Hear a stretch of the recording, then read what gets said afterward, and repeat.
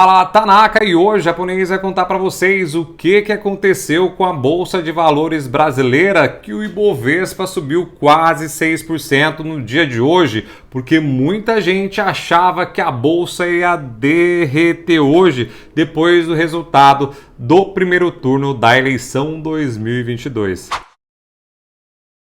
Muito bem-vindos a Investir e Coçar, o canal mais gostosinho que fala sobre bolsa de valores, bolsa caindo e bolsa que pareceu consultório de cirurgião plástico, que deixou todo mundo caidinho lá para cima hoje, Brasil. Todas as ações subiram muito. Inclusive tiveram algumas ações que se beneficiaram de alguns governadores para bater mais de 2 dígitos de alta só no dia de hoje. Mas já antes de a gente seguir para o vídeo, se inscreve no canal do japonês, deixa um comentário gostosinho, o que você achou dessa eleição que aconteceu agora. E também o que, Brasil? Deixa o like marotão e toca o tacaracatico para toda vez que esse japonês estranho, da voz mais esquisita do universo todo, seja relevante aqui para o YouTube. Você fala, esse japonês é relevante, eu gosto dele, eu clico no tacaracatica dele, e aí obviamente o YouTube começa a distribuir mais o vídeo do Japão e o Japão ficar felizão do outro lado, podendo te ajudar cada vez mais. E aí, o que aconteceu, Japão, com essa bolsa danada? Eu achei que ia cair e a bolsa vrauseou. Tanto é que os futuros estavam já abrindo às 9 horas da manhã, que é a hora que o futuro de Ibovespa abre, ele já subiu mais de 3% de alta. E aí depois, logo que abriu o pregão, ficou um leilão muito doido e vários papéis já abriram guepados, subiram um bocadão só entre a abertura ali, o leilão, e depois já o início do pregão. E foi verdadeira loucura, foi tomando força, foi tomando euforia. O pessoal começou a ficar chorando, falando, meu Deus, por que eu não investi? Que medo é esse que eu tava? Sou loucão, meu.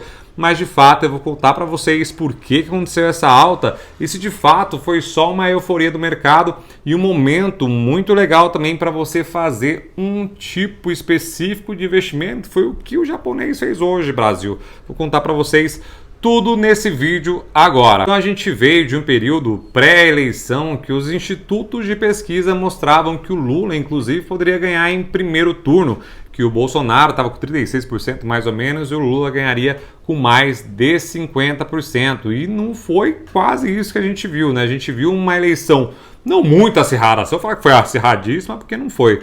Mas a gente viu no começo ali logo o Bolsonaro disparando e depois o Lula passou o Bolsonaro e conseguiu angariar vários votos de diferença. São mais de 6 milhões de pessoas nessa diferença entre um e outro. A gente viu também, foi uma eleição muito forte da base do Bolsonaro, tanto na Câmara quanto no Senado. O primeiro ponto foi que essa disparidade ali não se concretizou entre pesquisa e eleição de fato. Isso já deu uma animadinha no mercado e depois a gente teve o fato principal e crucial para esse movimento que aconteceu hoje. Foi a composição do Congresso e a composição do Senado. Eu tenho aqui alguns gráficos que eu postei lá no meu Instagram já, logo de manhã, para mostrar quais foram os pontos que fizeram de fato o mercado dar essa explodida e o Bovespa até essa alta que teve. Foi basicamente aqui, ó, que vocês estão vendo aí, a composição do Senado anterior e agora a composição do Senado atual. E foram 44% que são considerados de direita, 40% de centro e 16% de esquerda. E aí esse cara aqui, ó, da direita, ele ganhou bastante força nesse momento agora. A Câmara dos Deputados tinha uma composição de 46% de direita, 26% centro e 28% de esquerda. E agora, olha aqui, ó, para vocês verem, a atual, os eleitos agora, a gente teve 49%, a gente teve um avanço da direita, a gente teve 24% do centro e uma diminuição do centro e da esquerda também com 27%. Então, vendo a composição do Congresso, fica muito mais difícil para ambos os lados fazer qualquer loucura que tenha, né? Então você pega o pessoal de esquerda, a gente tem aqui boa parte direita, bem na parte da Câmara, a esquerda conseguiu manter ali uma certa relevância. Aí o centrão ali sempre que define o que é ok. Por isso tem que ter aquele jogo político. Então qualquer que seja eleito, tanto Bolsonaro quanto Lula, vão ter que dialogar com o Congresso. E aí que entra o nosso, teoricamente, uma blindagem que a gente teve agora. Eu sei disso tudo, porque eu comentei lá no Instagram, o pessoal falou, ah, não tem blindagem e tudo mais. Eu sei que isso é conversado, que é tudo política, então isso tudo pode mudar a qualquer momento. Eu sei, Brasil, mas isso dá para o mercado um certo alívio, porque pelo menos vai ter um diálogo. E aí vem a grande questão, sabendo que esse foi o motivo dessa alta tão grande, o que dá para fazer, Japão, agora com os nossos investimentos? O que você fez, que você falou aí do outro lado que você fez hoje? Primeiro passo é que ontem eu fiz um vídeo até usando a teoria do Markowitz, que foi um ganhador do Prêmio Nobel de 1990, falando sobre a teoria da gestão de portfólios eficientes. E ele mostra ali ao longo do tempo, modelos matemáticos inclusive, que ele acaba utilizando a estatística no mercado financeiro. Ele chega à conclusão que o seu pai já falava e que você está cansado de saber, mas às vezes não aplica. Então você pega ali uma cesta diversificada de ativos e também faz a correlação entre eles, e isso é extremamente importante. Quanto mais correlação negativa tiver a sua cesta de ativos, melhor vai ser a sua carteira ao longo do tempo. E para isso eu utilizei esse gráfico aqui mostrando os anos dos mandatos dos 3 últimos presidentes. A gente viu que tem uma disparidade muito grande de relação entre os ativos. Uma hora a bolsa ganhou, outra hora foi a inflação ganhou, outra hora foi o dólar ganhou. Só que no meião, um pouquinho foi a renda fixa, o outro foram os multimercados. Então essa composição que é o ideal da sua carteira. E a gente vê também alguns extremos.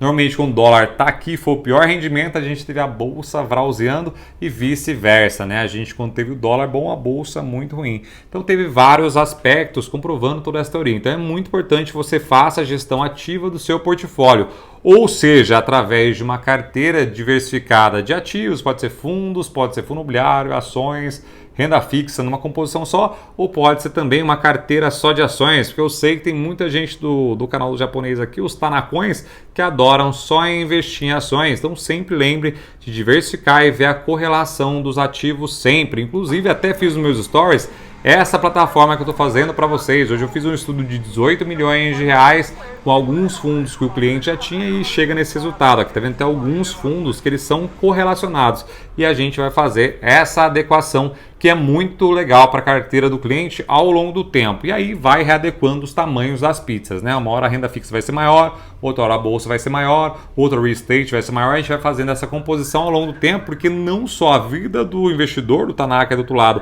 é muito dinâmica, mas o mercado também é muito dinâmico. Então a gente tem que sempre adaptar, e utilizando essa teoria do Markowitz, a gente fica lindo perene e ganha no mercado ao longo do tempo. Lembrando também que agora ao momento ainda está legal para você alocar em renda fixa pós-fixada, e os fundos imobiliários também tendem a dar uma vrauseada agora se a Selic continuar baixando, e além disso tudo investir em grandes empresas, porque quer queira quer não, pessoal sai, pessoal fica, pessoal troca de governo e as grandes empresas ainda continuam, na verdade. Então a gente vê ao longo do tempo grandes empresas continuando a aumentar os seus lucros. A gente pode pegar os Estados Unidos, por exemplo, tem uma categoria específica que aumentaram seus dividendos por mais de 20 anos, tem empresas que aumentam há mais de 27 anos.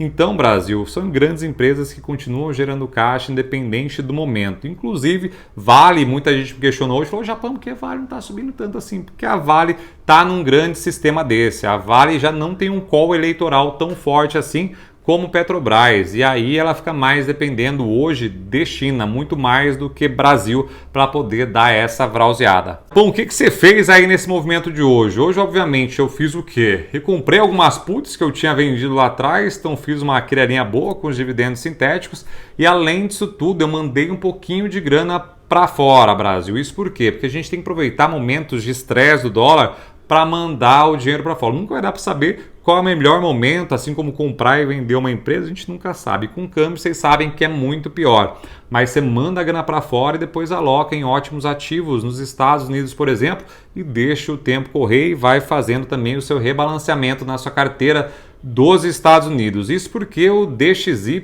está fortíssimo, Brasil. O dólar está muito, mas muito forte. Independente se aqui no Brasil o negócio for muito bom, o dólar tende a ganhar força ao longo do tempo, justamente porque se tiver uma recessão, as commodities perdem força e aí o real perde também valor em relação ao dólar, o que não aconteceu hoje. Então deu uma vrauseada aqui, eu já mando o dinheiro para fora e vou fazendo uma composição de preço médio de dólar e comprando ativos topzeiras que vamos gerar crescimento e dividendos em dólar lá fora. Ei, Tanaka, o que você achou hoje? O que você investiu? Conta um pouquinho do japonês, que é muito importante que a comunidade tanaquense saiba como você do outro lado, Tanacão, tá posicionado, porque é legal trocar essa ideia, essa comunidade que a gente está formando aqui no YouTube. Beijinho no furico de vocês, não é Denis Miyabara, investir em coçadas, começar.